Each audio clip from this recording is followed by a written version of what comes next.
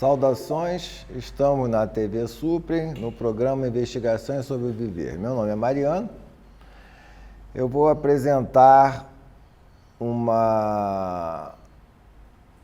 algumas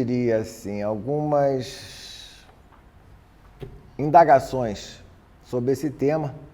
Por isso que eu coloquei digressões, que digressões são divagações em torno da imanência e da transcendência. E eu comecei com esse afresco da Capela Sistina feito por Michelangelo, porque é interessante, você observa ali que a divindade, ela não chega a tocar Adão, né? Então, que Deus é esse que a gente está falando, né? Aí por aqui, e como ele foi muito feliz, ele colocou o Deus nisso aqui. E se vocês forem perceber, ele tem o mesmo formato do cérebro. Ou seja, que Deus você tem dentro da sua cabeça.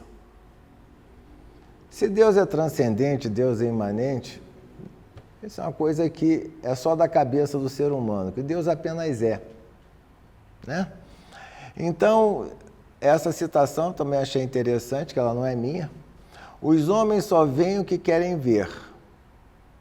E não é realidade, pois não existe uma só realidade. Ela depende da forma como acreditamos e olhamos o mundo.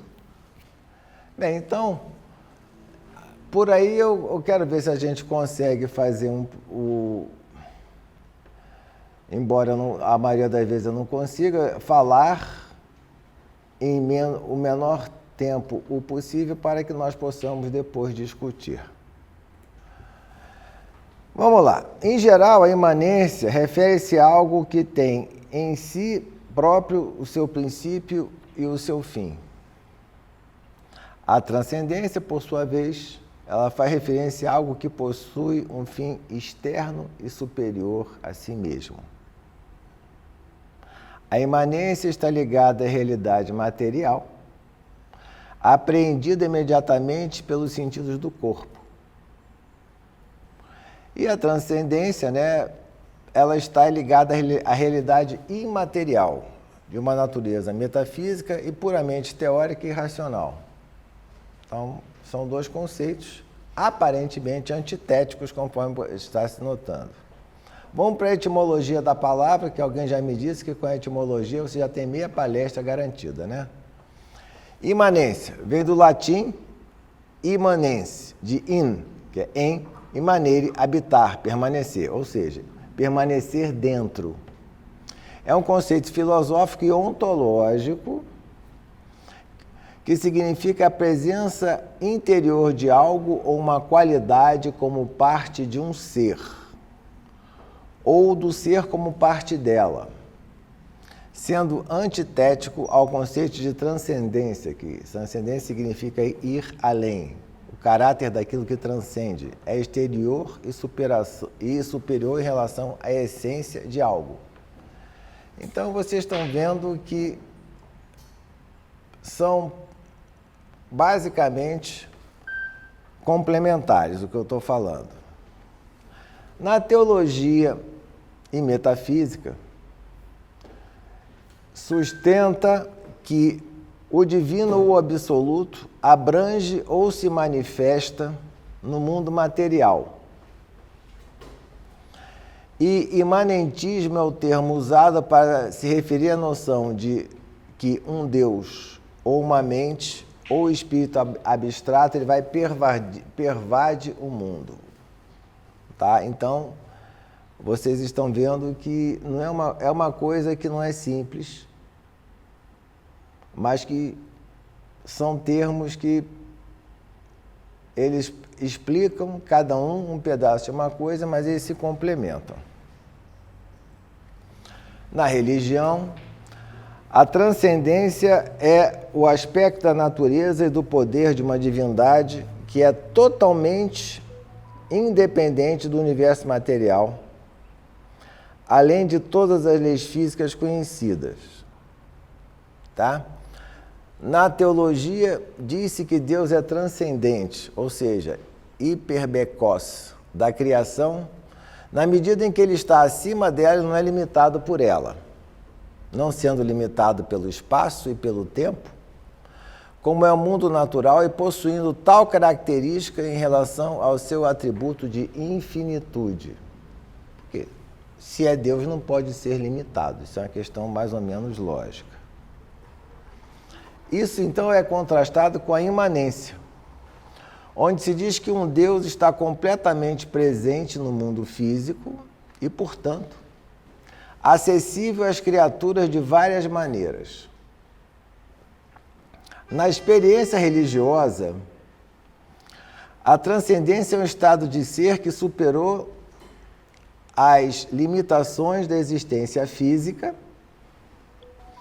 e, por algumas definições, também se tornou independente dela. Então, vamos lá. A imanência é isso, né? Então, ela superou a existência física e também se tornou independente dela. Como tipicamente é dito, se manifestar em oração, estado luminoso, iluminação espiritual, etc. Então, você vê então que quando você pode transcender o aspecto físico, ao mesmo tempo você pode se sentir total e completamente imerso nele, como fazendo parte dele. Isso aí que tem que ficar claro. Então e são as religiões, elas podem ser uma ou outra, e a maioria delas tende a querer ser uma e outra, conforme a gente vai vendo. Então, imanência, ela relaciona-se a religiões panteístas, como as religiões africanas e o hinduísmo, embora elas não sejam só isso. Aqui a concepção da ideia de Deus não se separa da matéria, sendo parte integrante e indissociável dela.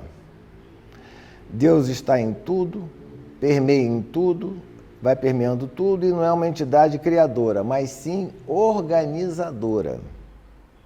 Na filosofia, o pensador holandês Benedito Spinoza propôs uma ideia de Deus imanente e panteísta, resumida na máxima: Deus sive natura. Ou seja, Deus, ou seja, a natureza. Deus seria uma substância presente em tudo e que participa de tudo. Esse é o famoso Deus de Spinoza e essa ideia dele de Deus que fez com que ele fosse expulso da sinagoga. E vocês vão ver por que depois. Então, o Deus de Spinoza é um Deus panteísta.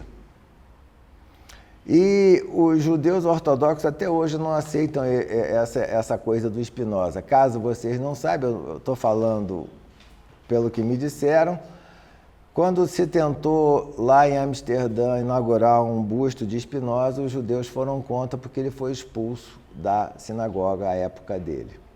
O nosso polidor de lentes, que infelizmente morreu mais cedo do que nós gostaríamos.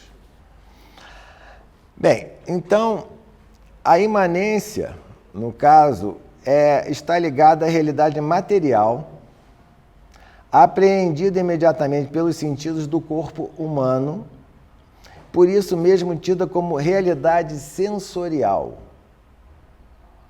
Então, a imanência pode ser algo que você sente na sua pele, através de êxtase, através de uma série de coisas, né? Conceitualmente, a palavra imanência diz respeito a algo que tem em si próprio seu princípio e seu fim. Isto é, não depende de nada mais a não ser de si próprio para existir. Dito de outra forma, imanência significa a presença interior de algo ou uma qualidade como parte de um ser ou coisa. Vocês estão percebendo que você atingir efetivamente a imanência não é uma tarefa fácil. Tá?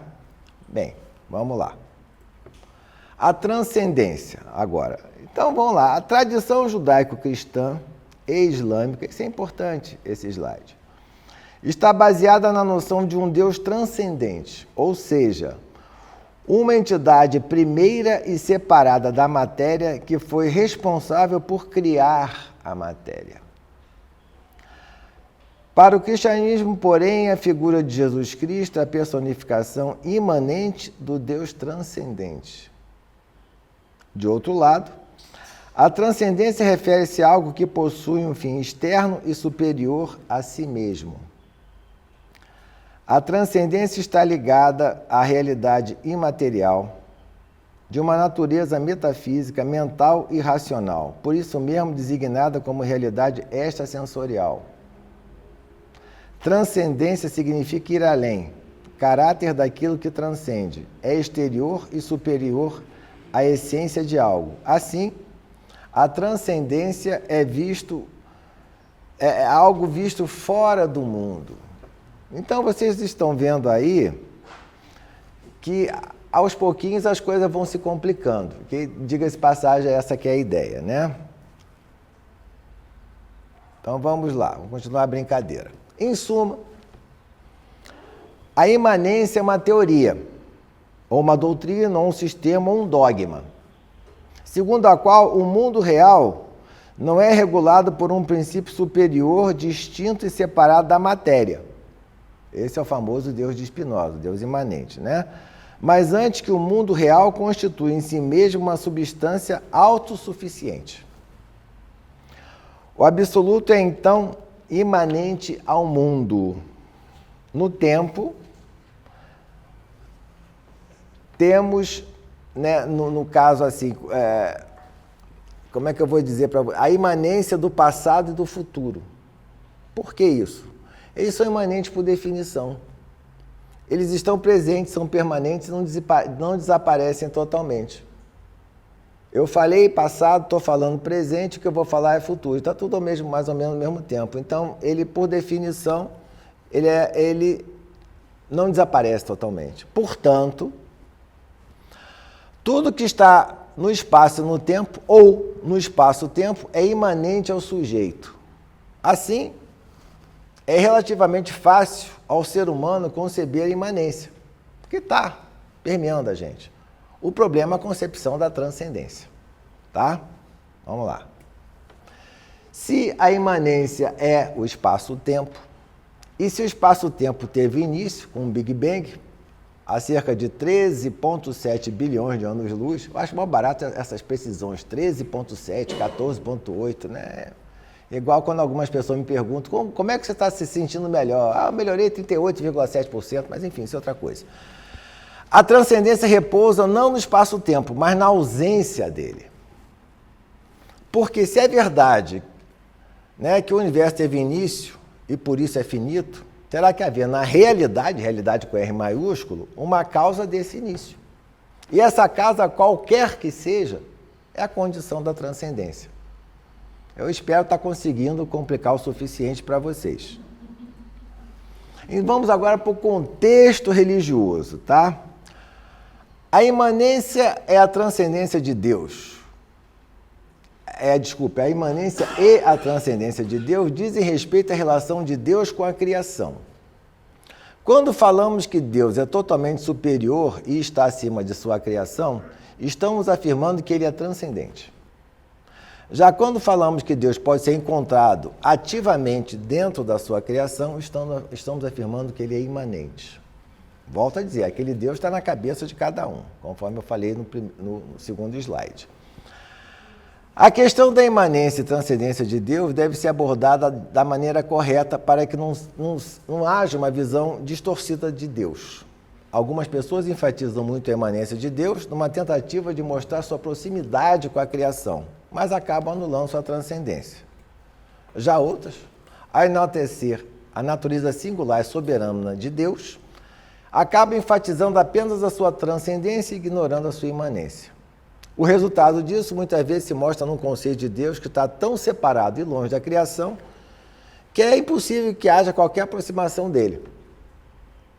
Isso quer dizer que, enquanto nós estivermos em compartimentos estanques, a gente não vai ter uma noção do todo. No mundo que é divino em si mesmo, onde Deus está imanente em tudo, no impulso do voo dos pássaros, no relâmpago, na chuva, no fogo do sol, há uma epifania da divindade em todas as visões, todos os pensamentos e todos os atos que, para aqueles que o reconhecem, é um começo e um fim em si mesmo. há uma revelação universal para todos e dentro de todos. Então, se você consegue enxergar a divindade, como por exemplo, ao chegarmos aqui, a gente viu naquela palmeira uma série de periquitos, como uma presença ali, uma manifestação da divindade, e de repente se tivesse um falcão querendo se alimentar de alguma daqueles periquitos, também seria uma manifestação da divindade, você ia ver que o mundo, nesse sentido, o mundo como um todo, ele tem uma moral que para nós seria amoral. E, como dizem uma determinada frase hindu, a vida se alimenta de vida. E não quer dizer nem que esteja certo, nem que esteja errado. Mas continua o quê? É uma epifania isso. Considerando que, em um mundo que não é divino, no qual o seu Criador é separado, a divindade se dá a conhecer apenas por uma revelação especial, como no Sinai, ou no próprio Cristo, ou nas palavras do Alcorão. E então, a justiça consiste em estar em harmonia não com a natureza, mas com o Sinai, com os ensinamentos do Cristo ou com o Alcorão. E não se vive simplesmente para desempenhar bem o papel, que é um fim em si mesmo, como a videira produz uva, mas, como disse Cristo, para que o Pai recompense. O objetivo não é aqui e agora, mas em outro lugar. Então, o que vocês estão percebendo isso? As chamadas religiões levantinas, que vêm do Levante, do Crescente Fértil, elas precisam de uma revelação. É um Deus mais transcendente em função disso. O que elas querem? Elas querem obediência. Adão foi expulso para isso porque não obedeceu. Era para não comer isso, não comer aquilo, comeu isso ou comeu aquilo. Então ele foi expulso porque ele não obedeceu. Então, as religiões reveladas pressupõem obediência. O que é total e completamente diferente de religiões já do Oriente, etc., que não pressupõem obediência, tem alguns preceitos que não é por uma questão de obediência, é uma questão de energia, etc. Mas aqui, quando é uma religião revelada, você tem mandamentos, você tem uma série de coisas que pressupõem obediência. O pecado é desobedecer à lei, uma lei que foi revelada, não é uma coisa que chega à pessoa. Eu espero que isso fique claro. As lendas levantinas, do Levante, enfatizavam um argumento sociológico, celebrando seus próprios cultos para difamar qualquer outro conhecido, enquanto os hindus desenvolveram uma simbologia essencialmente psicológica, onde o demônio tirano significava não uma religião estrangeira, mas a orientação de uma mente trancada no ego e o medo da morte, enquanto Salvador era uma manifestação desse espírito, além da vida e da morte, que é uma realidade inerente a todos nós. Então, vocês estão percebendo uma total e completa diferença de enfoque, A passagem para a outra margem,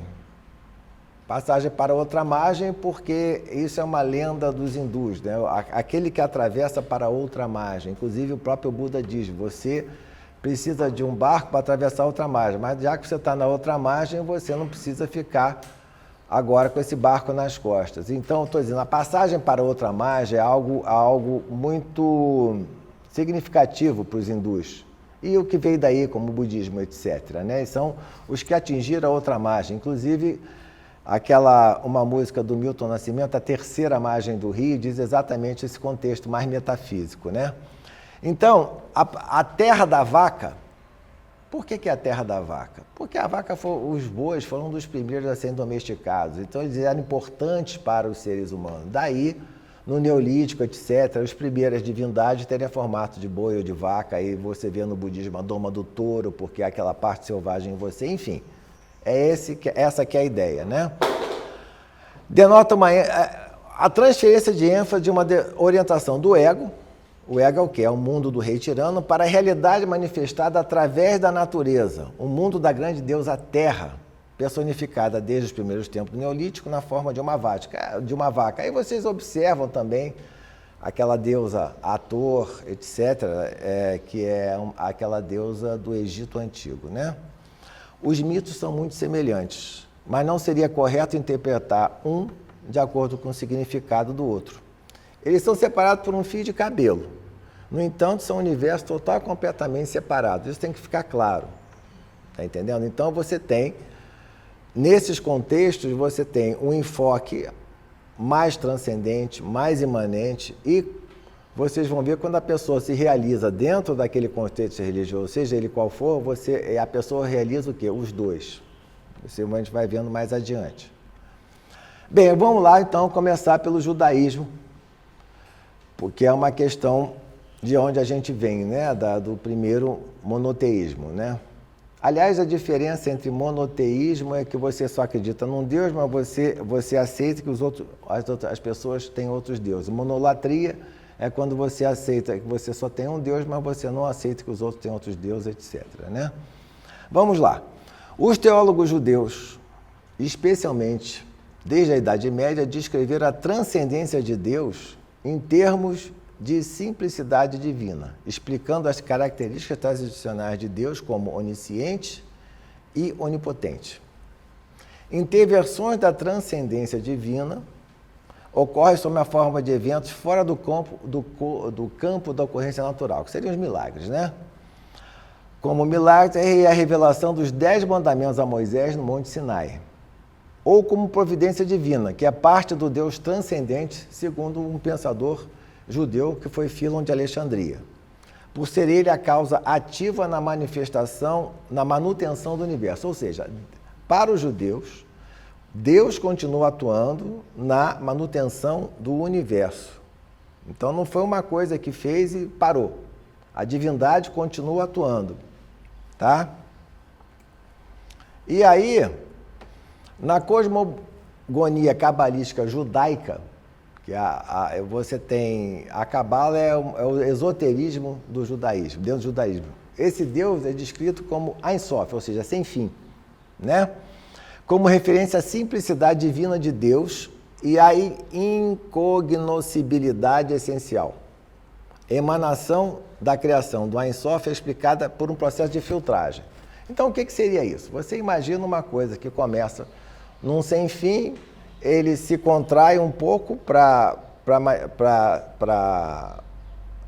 concentrar energia. No que ele se contrai, ele emana 10 vasinhos, 10 recipientes, que são as sefirotes. E aí, quando acontece dele se contrair para ele efetivamente entrar na existência, existe a duplicidade, positivo e negativo, e com a duplicidade aí vai continuando, vai descendo até chegar embaixo, na maior densidade, que é onde nós vivemos e temos o nosso ser, como diria São Paulo.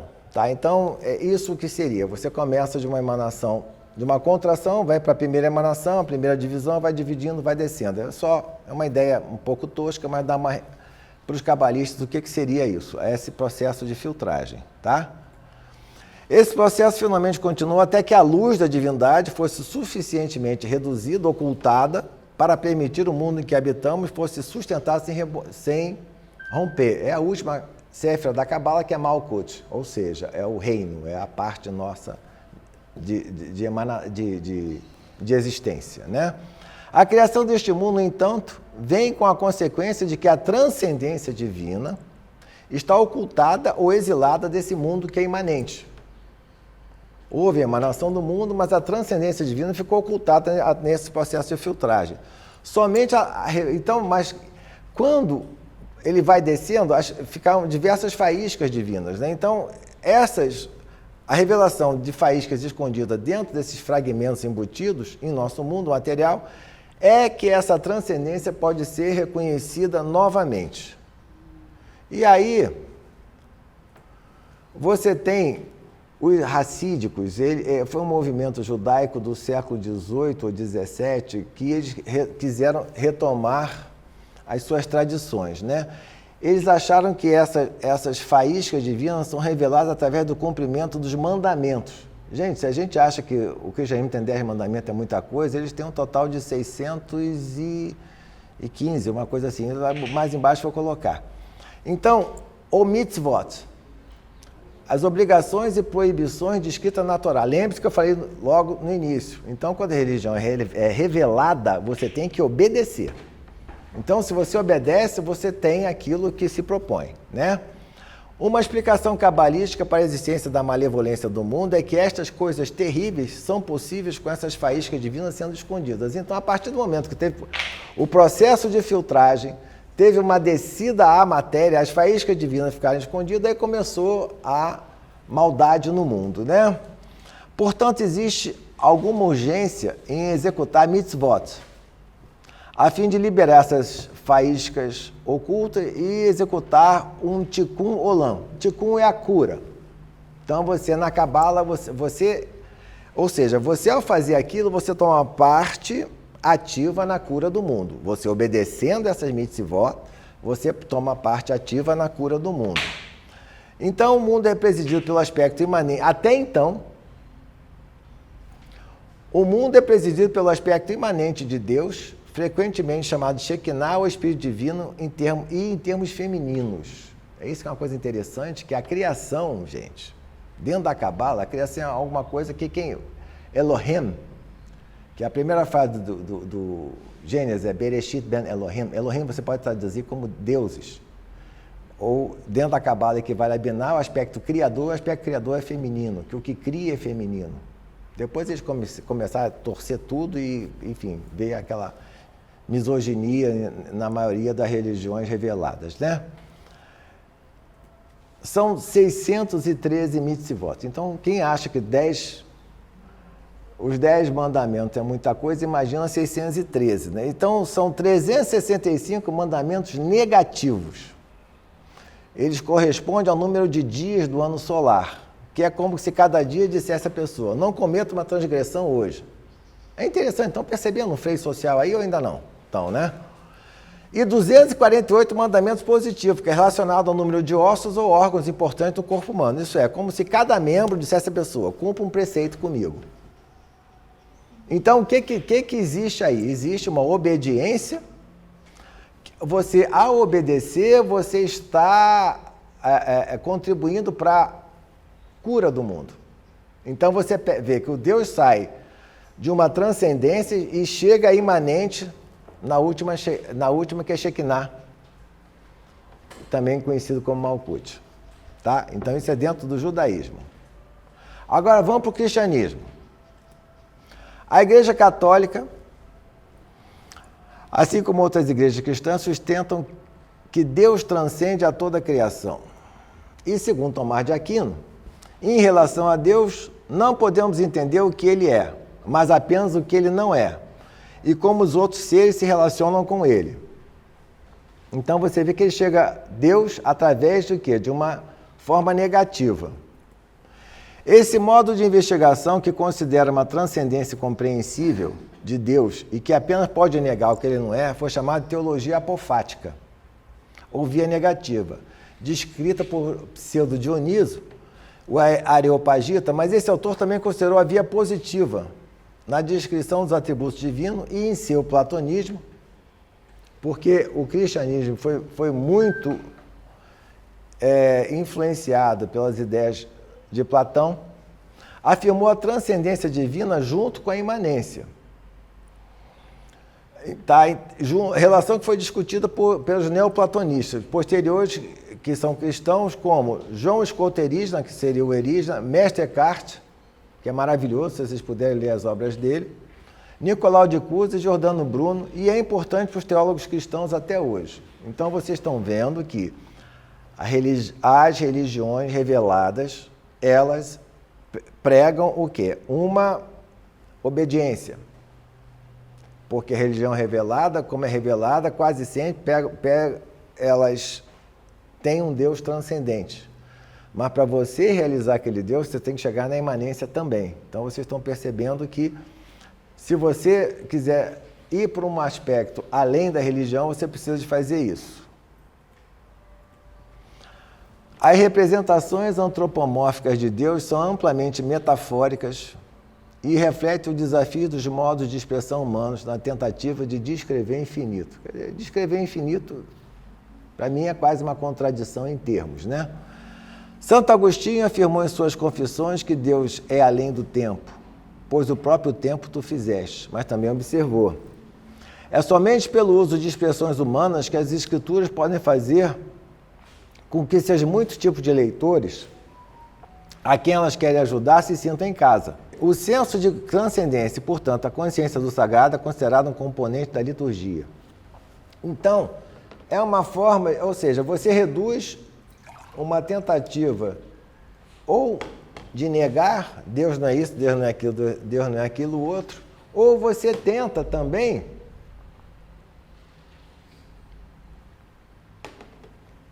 chegar a algo que é mais próximo do seu dia a dia, para você poder, pelo menos, entender um pouco melhor a coisa. Mestre Eckhart ele foi mais ou menos contemporâneo a Dante. Mostrou o caminho para uma vida mística cristã. Só um pequeno detalhe. Claro que ele foi excomungado, pelo que ele afirmou. Isso aí é óbvio. O Papa, ele não tinha como não ser excomungado, né? Tenho tanta certeza de que Deus está mais próximo de mim quanto estou de que estou vivo. Deus está mais perto de mim do que eu mesmo. Minha vida depende de Deus estar perto de mim, presente em mim. Está também numa pedra, num tronco de madeira, só que eles não sabem. Bem, você está percebendo um sujeito que viveu mais ou menos em 1284, um total e completo desafio à ortodoxia cristã. Ali está mostrando que você pode chegar a Deus sem necessariamente você ter a intermediação sacerdotal. Isso é uma forte escolha. Caso vocês não saibam, a palavra escolha em grego é heresia. Então, ele é considerado herético, ou seja, aquele que escolhe, e você não pode escolher, né? Principalmente em religiões reveladas, né?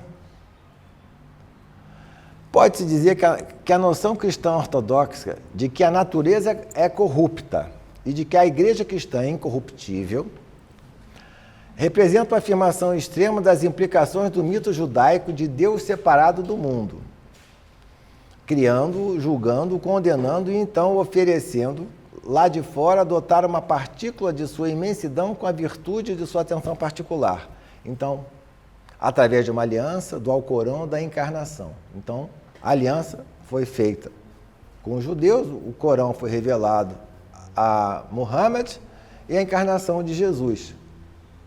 Então, vocês estão percebendo que, quando você admite só a transcendência, o problema do mal, ele fica um pouco mais acirrado.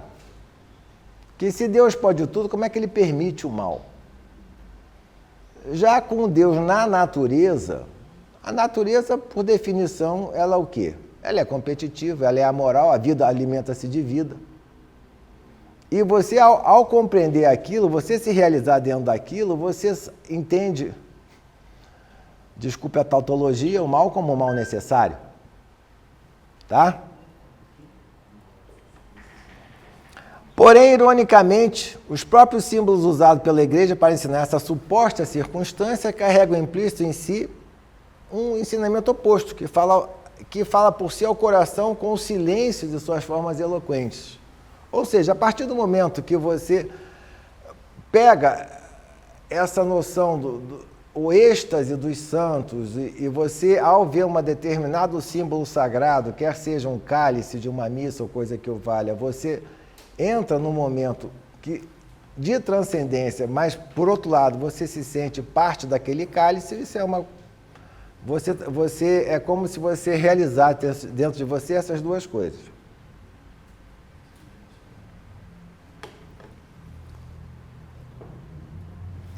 Aí, vamos para esse conceito da Trindade. Ela é imanente em cada um de nós e nascerá de nós em nosso conhecimento. Em segundo lugar, como já sabiam os cretenses, a deusa é o ventre materno, o fim definitivo de toda a existência. Por acaso, isso aí nós estamos falando do Espírito Santo.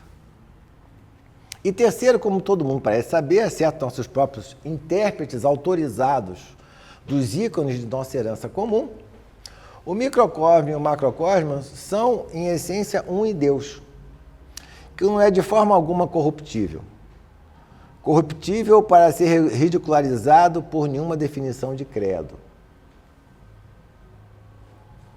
Então, essa noção de trindade, você tem isso quando você, em termos cabalísticos, você tem aqui só uma concentração de energia, que ela, para criar, ela se divide em dois. Então, daí você tem essa criação, é isso. Aí daí vem trindade, você tem pai, você tem mãe e pai, faz o filho. Aí depois, na própria cabala, você põe isso ao contrário, que ela sai daqui para cá e vem um triângulo invertido, que a partir dali é onde nós deveríamos chegar.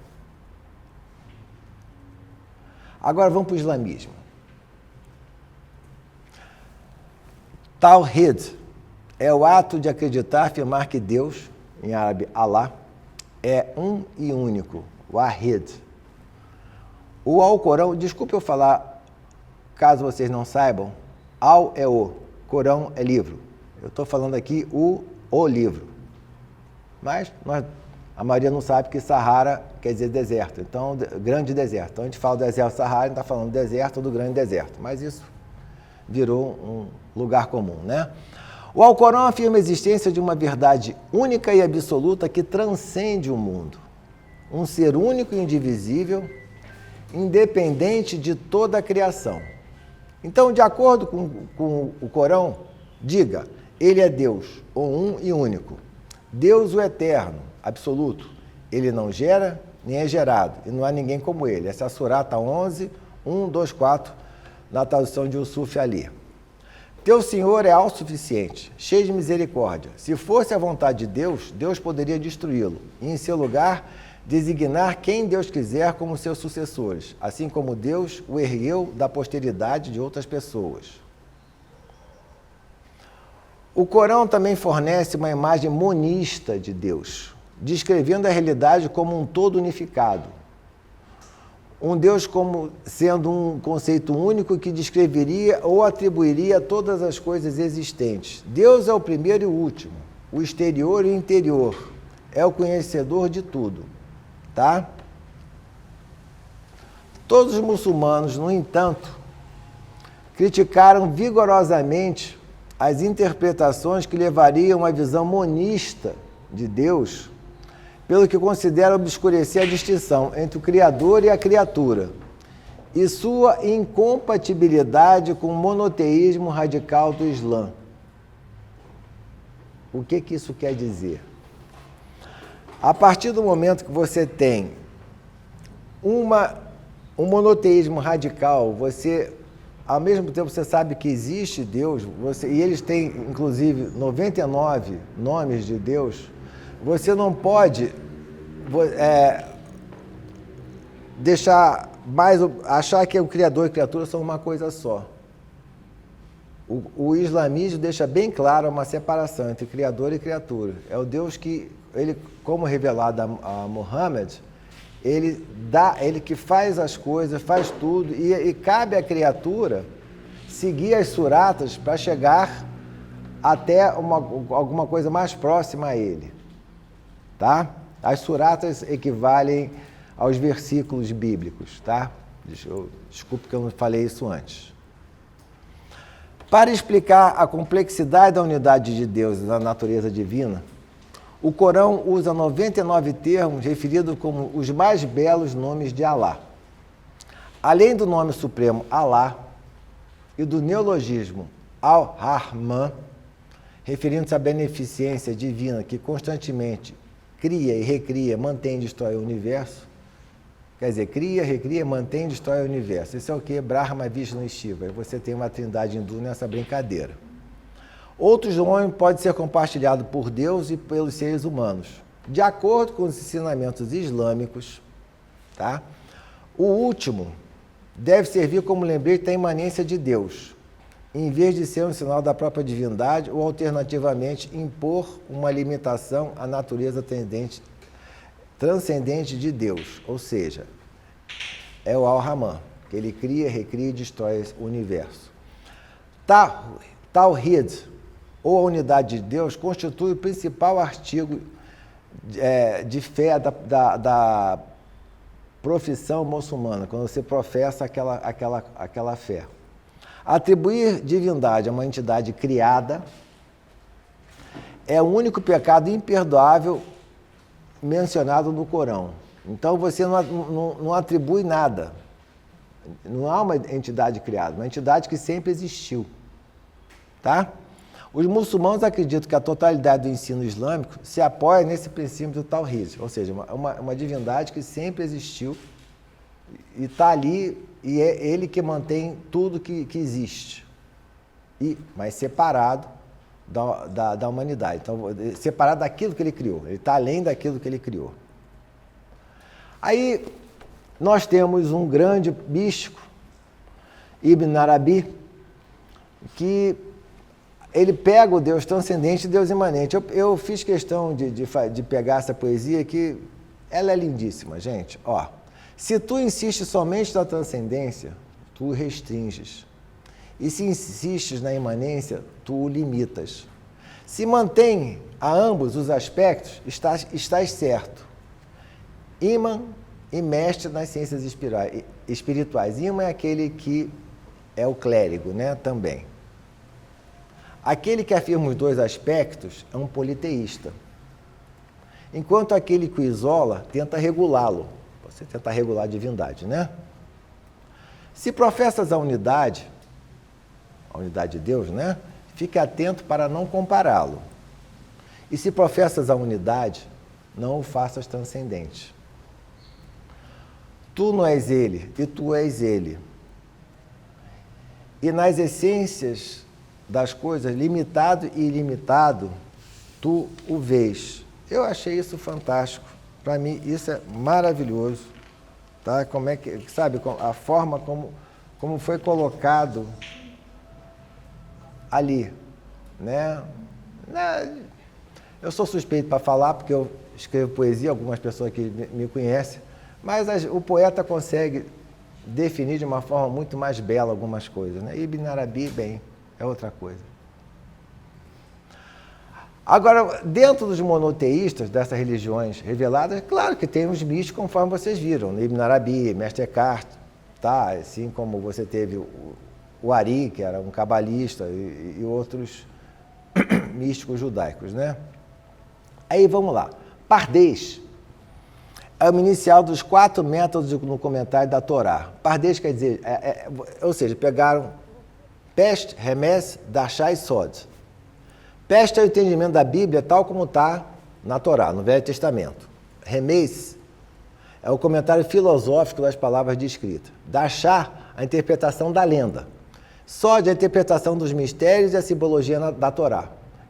Por isso que Pardês, vocês perceberam que é um acrônimo, e quer dizer em hebraico jardim.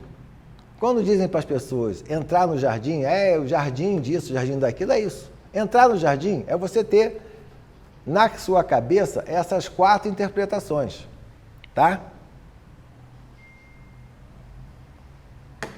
Agora vocês entenderam porque o nome é Jardim do Éden. Pois é, né? Enfim. Só que isso aí não é exclusivo dos judeus, embora nós pensemos que tenha isso.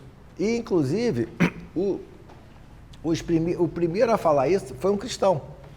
Ao formular essa doutrina de significado quádruplo, o modo cristão de exegese, que era bem conhecido dos judeus espanhóis, que foi onde começou a se espalhar o significado de Pardês, provavelmente serviu de modelo. Nisto, o sentido quádruplo, então você tem o histórico-literal, tropológico-moral, alegórico e anagógico. Anagógico é a ressignificação que torna algo literal e místico. Então, ou seja, o cristão também tem 4 formas místicos cristãos, tá? Já havia sido formulado há muito tempo pelo venerável Bede, no século VIII, e por rabanos mauros no século IX. Então, ou seja, essa noção de significado quádruplo, vocês estão vendo que tem no judaísmo, no cristianismo, e também tem entre os islâmicos. O grande estudioso muçulmano e imã, Jafar al-Sadiq, que foi o último califa antes do cisma entre sunitas e xiitas, expressa de maneira similar que o Corão tem 4 níveis de interpretação similares ao dos padres, ou seja, você tem o livro, a expressão literal, keibara, a alusão, ishara, sutileza, lataif, e realidade mais profunda, hakaik. A expressão literal é para o povo comum, que é o aham. A alusão é para a elite, que é kawas. As sutilezas são para os amigos de Deus, a aulia. E as realidades mais profundas são para os profetas. Então vocês estão vendo, isso é comum nas religiões reveladas, levantinas, que todos eles abraçaram esse significado quádruplo, tá? De você interpretar um texto sagrado. Agora vamos para o sikhismo. Bem, o sikhismo ele ficou num período em que havia uma profunda disputa. O Guru Nanak, havia uma profunda disputa entre muçulmanos e hindus lá no subcontinente indiano. E o Guru Nanak tentou fazer uma coisa que seria uma forma de juntar as duas, né? Mas ele só conseguiu fundar uma outra religião. Então, o Waheguru é um termo usado com mais frequência. Para vocês terem uma ideia, para situar vocês, o Templo Dourado na Índia é o templo máximo dos Sikhs. Tá? Até hoje existe, eles têm nesse Templo Dourado eles fornecem 3.000 refeições por dia, eles têm todo um processo de ensinamentos. E teve 8 gurus. A partir do 9º guru, o nono guru é o livro deles propriamente dito. Então tem uma procissão que sai o livro, volta o livro, tá? E ele tentou, o Guru Nanak, juntar o islamismo junto com o hinduísmo e conseguiu só fundar uma outra religião.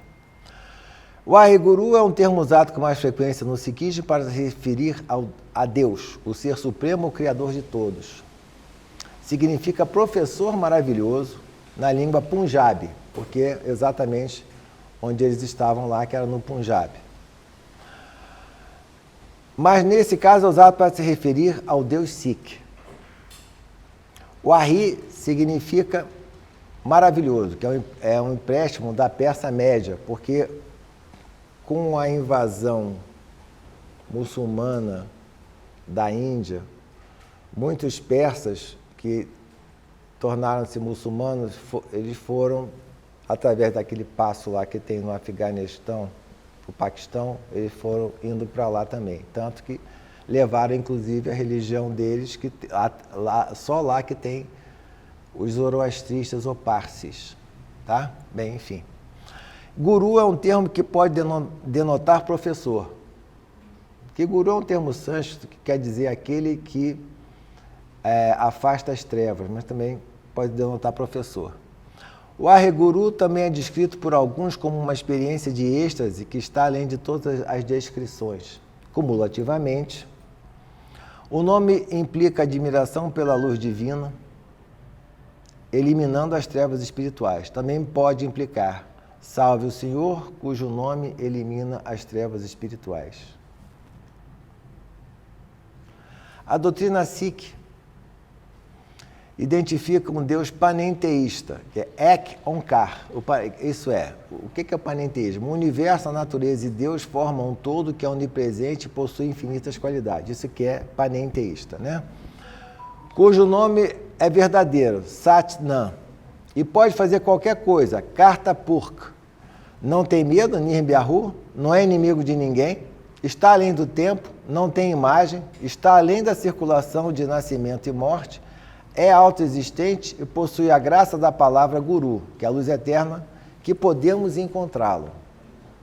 Então, isso aí está dentro da doutrina do Sikh. Então, ou seja, você está vendo que ele vê Deus em tudo, então você está vendo aí o quê? Uma imanência. Os Sikhs não identificam um gênero para Ek Onkar, nem acreditam que ele assume uma forma humana. Na tradição Sikh, todos os seres humanos são considerados iguais, independentemente da religião, sexo ou raça. Todos são filhos e filhas de Waheguru, o Todo-Poderoso.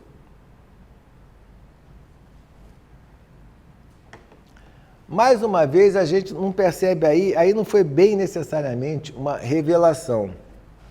Tá? O Guru Nanak, ele teve alguns aspectos de revelação, mas teve muito que ele viu do contexto da época que ele quis transformar. Tá?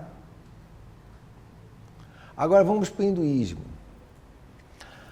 A transcendência e imanência são descritas e vistas de várias perspectivas diversas no hinduísmo.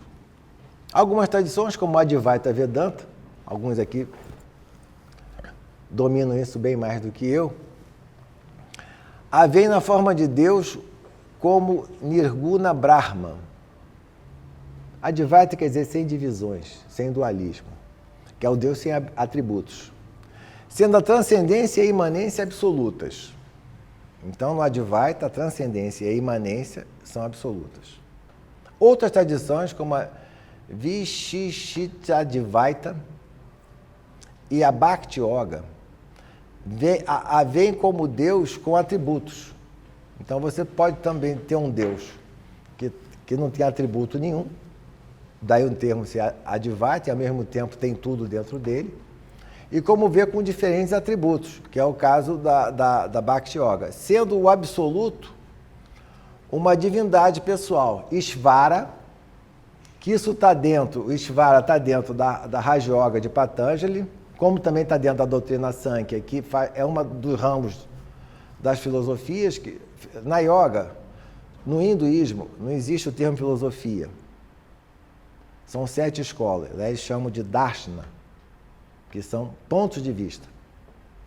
E outra curiosidade que os hindus não conseguem entender como você consegue ser especialista em hipnose e não praticar aquilo que ele prega. Mas isso é outra coisa. Não existe. Então, quando você entra num Darshana, quando você se diz Sankhya, quando você diz Raja Yoga, é que você está praticando aquilo. Quando você se diz Advaita, é que você está praticando aquilo. Tá? Então, você tem Ishvara, que Ishvara está dentro do Sankhya e dentro de Patanjali, que é do Raja Yoga. Vishnu ou Shiva, para quem tem o Shivaísmo, etc., né? O Brahmanismo também.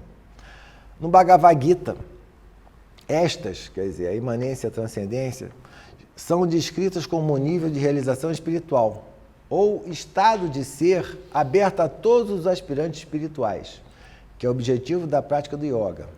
O estado em que não se está mais sob o controle dos desejos básicos, consciente de uma realidade espiritual superior. Quando o yogi, pela prática do yoga, disciplina suas atividades mentais e fica situado no ser, ou seja, se ele está desprovido de todos os desejos materiais, ele está bem estabelecido no yoga. A natureza exata disso é dada como estando acima dos modos da natureza material, que é conhecidos como gunas ou cordas, que amarram a entidade viva ao mundo do samsara, que é o renascimento repetido na filosofia hindu. De acordo com Patanjali, para conseguir a libertação desse tipo de coisa, o yogi passa por 8 estágios: comportamento disciplinado, que é o yama, autopurificação, niyama, posturas corporais, que são os asanas, controle da respiração, pranayama, controle dos sentidos, que é o pratyahara, concentração da mente sobre o objeto escolhido, dharana, meditação, dhyana, e o 8º estágio, que é chamado samadhi, é quando o yogi, identificado com um todo, compreende que sua alma é pura, livre e vazia. Onde estamos querendo chegar nisso? Então vamos lá, vamos começar com essa brincadeira aqui. Comportamento disciplinado, autopurificação, você está percebendo que não está mandando você fazer nada. O que é isso? Comportamento disciplinado. O que é autopurificação? Postura, você não dispersar sua energia. É simplesmente isso. Essa postura ética, quando você tem o controle dos sentidos, concentração, olha só, concentração da mente sobre o objeto escolhido. Por isso que o segundo Sutra de Patanjali, yoga é a cessação dos movimentos da mente. Mas você faz aquilo não porque você acha que algum ser mandou fazer isso. Você não obedece. Você faz aquilo por um estado volitivo seu, que você quer chegar a um estado de não estado, que é o samadhi. Por mais paradoxal que isso possa parecer. Então, você faz... como é que é isso? Então você percebe, até você chegar ao 8º estágio, você está o quê? Tentando transcender suas limitações. E no 8º estágio você entra em imanência. Eu espero que tenha ficado claro. Agora vamos para o taoísmo e confucionismo. No taoísmo, a confluência da definição de transcendência e imanência quando o Tao, no Tao Te Ching, é afirmado como acima de conceitos. O Tao nomeável não é o Tao eterno. O Tao é eternamente nominado. E o grande som tem um tom inaudível. A grande imagem é sem forma. Então você percebe que aí eles estão juntando as duas coisas, tá? Dentro do taoísmo, né? No confucionismo, inspirado pela noção do Confúcio de Tian, que é o céu, e pelas ideias taoístas, Li, que é o princípio, é o conceito estático e transcendente, e Qi, que é a energia vital de cada um, de cada ser, o dinâmico e imanente. Então você tem um conceito que é o princípio e tem a energia. E as essências do princípio se manifestam como as formas e imagens do universo. Isso é semelhante às ideias platônicas, tá? Essas noções foram investigadas também por Leibniz. Né?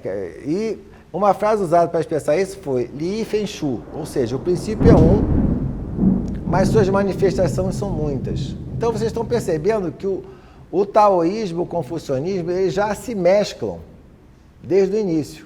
Então ele tem as duas coisas.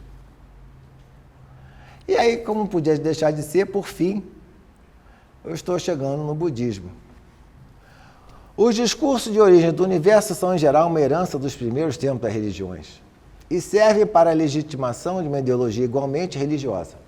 Por essa razão, o budismo pouco se preocupou com a origem, mas sim em como resolver as coisas agora. O budismo é muito focado no aqui e agora. Só para termos uma ideia, uma das linhas budistas defende que a existência ocorre tal como um filme de cinema, em quadros distintos que interligados geram movimento. Essa é uma das linhas do budismo. Temos, assim, uma concepção desprovida de transcendência e nada de sagrado. Toda a perspectiva se volta para a imanência e para o espírito do cotidiano. O coração do cotidiano é o caminho. Então, esse é o viver aqui agora, né? É uma radical virada para a imanência, para o aqui, para o meu corpo, convidado a fazer o repertório do despojamento radical. Mas também tem transcendência, vocês vão ver. No budismo, transcendência, por definição, pertence aos seres mortais dos reinos sem forma da existência. No entanto, embora esses seres estejam no pico de Sansara, ou seja, na roda de encarnações, o budismo considera o desenvolvimento da transcendência temporário e um beco sem saída espiritual, que, portanto, não ocasiona uma sensação permanente do Sansara.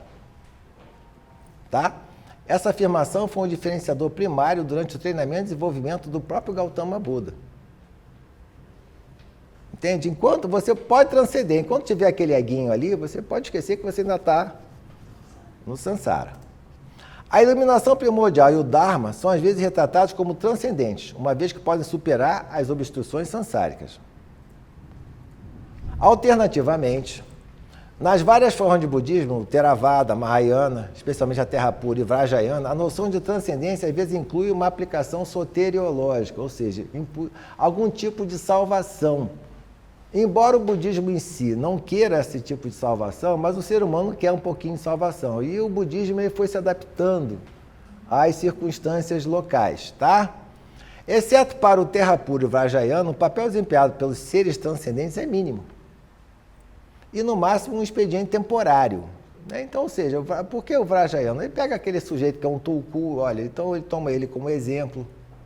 Tá? O Terra Pura ele vai para a terra de Amitabha, então ele acha que vai. Então, precisa desse componente um pouquinho, para igual aquela história, sabe, da cenoura para o burrinho, para ele andando, é mais ou menos assim. No entanto, alguns budistas acreditam que o Nirvana é um estado transcendental eterno, além do nome e da forma. Portanto, para esses budistas, o Nirvana é o principal conceito de transcendência. Não estou dizendo todos, estou dizendo alguns. A interpretação mais usual do Nirvana no budismo é de que é uma cessação. uma ausência permanente de algo, ou seja, da insatisfatoriedade. Porque a primeira nobre verdade é isso, a vida é dukkha, ou seja, a vida é insatisfatória. Por favor, não traduzam dukkha para sofrimento. É insatisfatoriedade. Sofrimento envolve algo muito pejorativo, e não é isso. Ela é insatisfatória. E, portanto, de forma alguma, um estado pode ser considerado transcendente. Era isso que eu tinha para falar para vocês. Eu agradeço plenamente a atenção de vocês, já que falamos de budismo, agradeço a atenção plena. Tá? E eu estou aqui aberto a qualquer dúvidas, que caso vocês tenham dúvidas, eu terei imenso prazer em aumentá-las. Obrigado.